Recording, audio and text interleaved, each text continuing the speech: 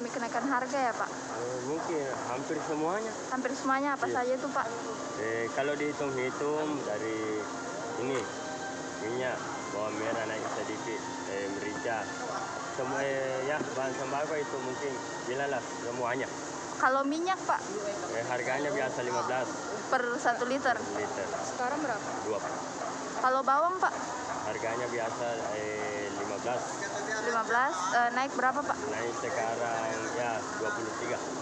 Pak ini pengaruhnya ada tidak gara-gara Natal begitu, akan ada momen besar Natal dan Tahun Baru, apakah dipengaruhi seperti itu Pak?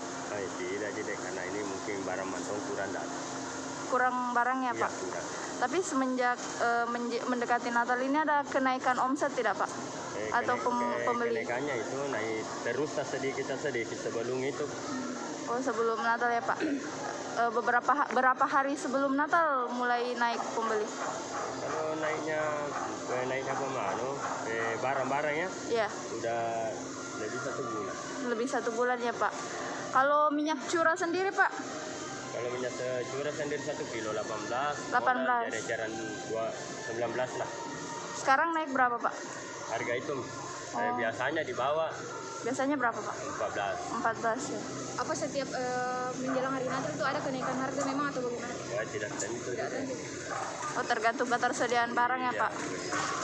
Oke, terima kasih Pak. Oke.